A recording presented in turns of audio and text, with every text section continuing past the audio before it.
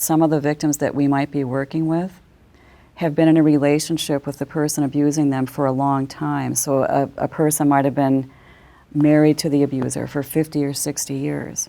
I would think it would be incredibly difficult at a late time in their life to be thinking about living without their intimate partner. And so pushing toward ending a relationship or trying to hold their partner accountable might be a very difficult decision for them to make. And then they might have a value system that says that they have to stay in that relationship. So we have to work in helping them to balance their personal value systems with the options that are available to them. Oftentimes, those are the individuals that we're providing in-home services for. They're there and they're not going to leave. So we do not have conversations about you should leave. You've been in this too long. When will you know it's enough? You know, we never have those type of discussions. We talk about, so how are you going to survive in this situation? What do you need to be safe in? Since you made this decision, what is it that you need us to do? How can we help you down this path? Because we know that's a long-term relationship. Some of our older women and older men have been married since they were 16 years old, 15 years old. All they know is each other. All they know is their family systems. And so I'm going to do what? This is essentially my best friend. And I know that may sound crazy for some people, but I've heard victims tell me, I can't leave my best friend. They're sick and they have problems, but I love them and we've been together through thick and thin.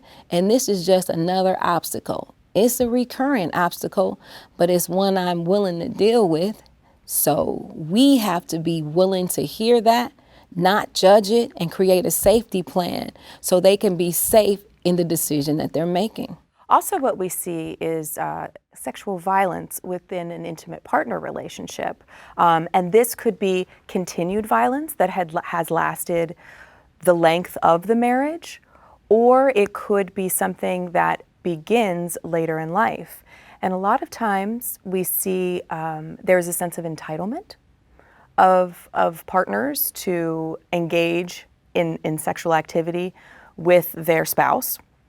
But we also see when it's occurring a little bit later on and it hasn't happened throughout the relationship, sometimes different dynamics come to play, whereas perhaps the partner has some sort of age-related mental health issue, so Alzheimer's or dementia, and they are no longer able to consent, and the individual continues having a sexual relationship with them, sometimes against their will, because they're not really sure what is happening in that relationship. Well, I think particularly in older adults, we're asking a lot or expecting a lot, that somebody will step out and leave, more likely than not, depending on where they live, particularly in rural states. The option to leave is not great. For some people, in their mind, it's giving up their home, their pets, their farm, their car, whatever their economic resources are, their community, whether it be faith-based or the neighborhood or their family. So helping them figure out what it is they need and want to do is important. The reality is most people want the pain to stop. They want the violence to stop. In my experience with older adults, particularly if they're living in the environment where they're being abused, there's a high percentage living with their rapist. And it's one of the hardest things to do. It's hard enough to admit that when you've been in a long-term relationship, the person that's supposed to respect you and revere you is not doing it. And then to speak up and say that person's also a rapist is impossible. That's not fair. It's not impossible. I think it's probably one of the most difficult and challenging things to do, and it's usually one of the very last disclosures that will ever come out. And it's usually if the person has left and found safety and started to find what they need to do. You know, we have to work with the resiliency of the survivors. And I think sometimes in our advocate work, we only see what's not working and what they may or may not have done. And I think it's a stronger model if we recognize resiliency and strength. Every adult I know, older adult, has a rich history.